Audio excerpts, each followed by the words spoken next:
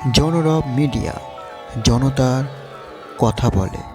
নমস্কার, জনরব মিডিয়া থেকে শুক্লা গাঙ্গুলি। নদিয়া জেলার কল্যাণীতে মাঝের চর হরিহর আশ্রম শ্রী শ্রী গৌরাঙ্গ মহাপ্রভুর ঘাট বঙ্গ কুম্ভমেলা অনুষ্ঠিত হয়েছিল। এই খবর কানে আসতেই আমরা কজন সাংবাদিক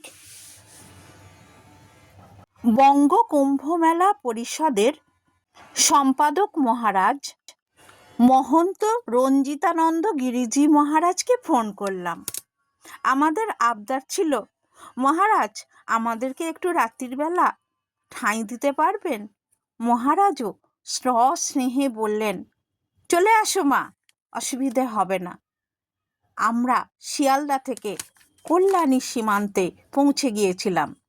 সত্যি মহারাজকে প্রণাম জানাই এই সুযোগ করে দেওয়া। সাধু মেলা আমাদের পরম্পরা, ঐতিহ্য বর্তমান সময়ে ভীষণ প্রয়োজন।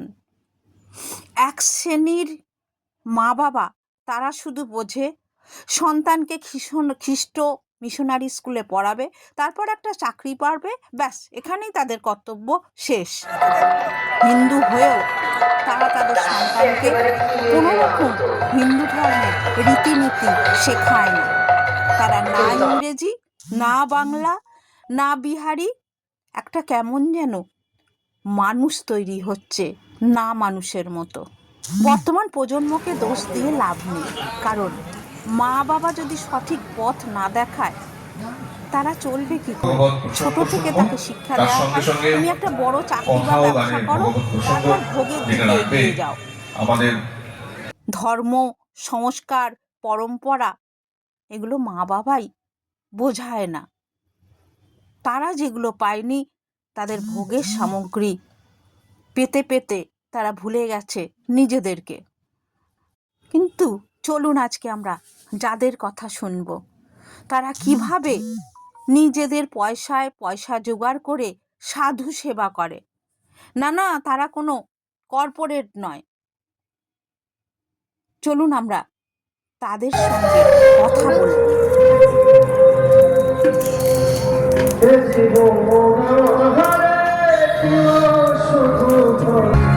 মাঘ মেলা কল্যাণী চরে আপনারা সেবা হিসেবে কবে থেকে কি কি কাজ করছেন, যদি আমার দর্শকদের জন্য বলেন। আমরা পুজো আশ্রমের মাধ্যমে কিছু সাধু সেবা দেওয়ার চেষ্টা করি। এটাই আমাদের দুই ভাইয়ের মনের ইচ্ছা। পুজো পাঠ নিয়ে কিছু নাগা সাধুদের সেবা দিয়েছি। সকালের টিফিন, বিকেলের চা, এটুকু দিতে পেরেছি আমরা।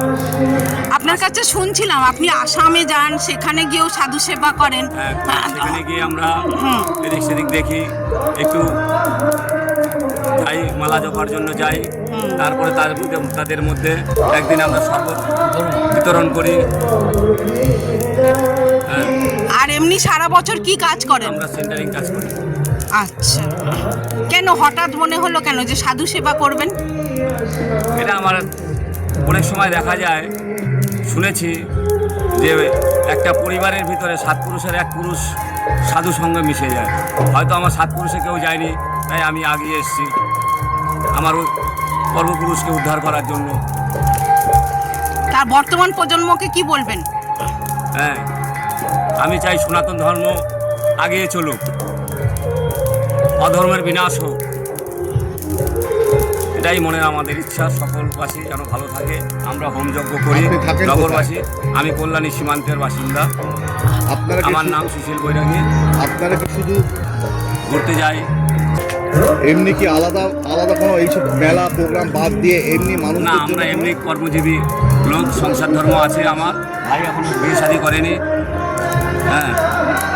এমনি আপনারা করেন যেখানে সাধু সন্ন্যাস, সেখানে সাধু সঙ্গ, সেখানে আমরা সঙ্গ করি। এখনো মানুষ আছে পরম্পরা আদর্শের জন্য, তারা কাজ করে চলেছে নীরবে। চলুন আমরা শুনে নিই।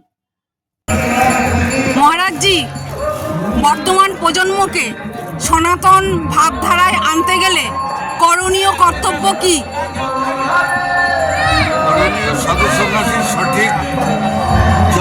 সব মানুষের সঙ্গে সঙ্গ দেওয়া, মানুষকে মহামিলন ক্ষেত্রে পাঠানো, একভাবে যোগাযোগ করা।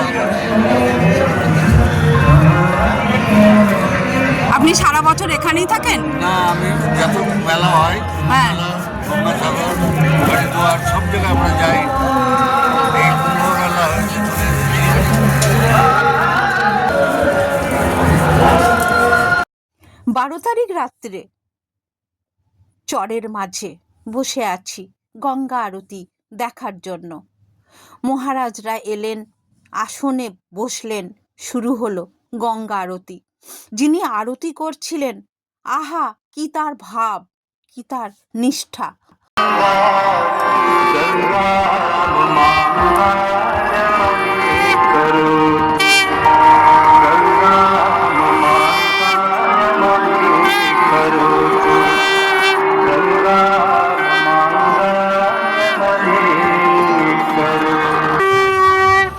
আরতি শেষ হলো, একজন অল্প বয়সী মা